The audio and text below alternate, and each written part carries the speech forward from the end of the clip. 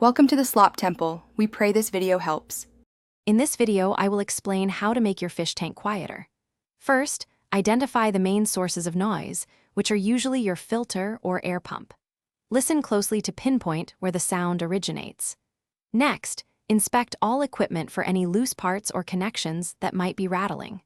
Finally, confirm your tank's water level is always at its recommended maximum to prevent splashing and gurgling sounds. These initial steps can often resolve many common noise issues quickly.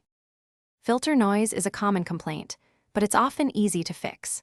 Begin by thoroughly cleaning your filter's impeller and media, as debris can cause vibrations and reduce efficiency. Consider placing a small sponge or piece of foam underneath the filter to absorb vibrations and dampen sound.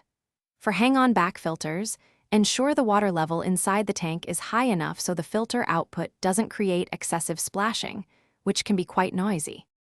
Air pumps can be surprisingly loud, but there are simple ways to quiet them. Place your air pump on a soft, thick mat, like a mouse pad or a piece of foam, to absorb vibrations. Elevate the air pump above the tank's water line to prevent water from siphoning back into the pump if the power goes out, which can also reduce noise. Additionally, switching to an air stone that produces finer, smaller bubbles can significantly lessen the bubbling sound in your tank. Consistent maintenance is key to a quiet fish tank. Always keep your water level at the recommended maximum to minimize splashing and gurgling. If any moving parts, like filter impellers, are designed for lubrication, apply a small amount of aquarium-safe lubricant as directed.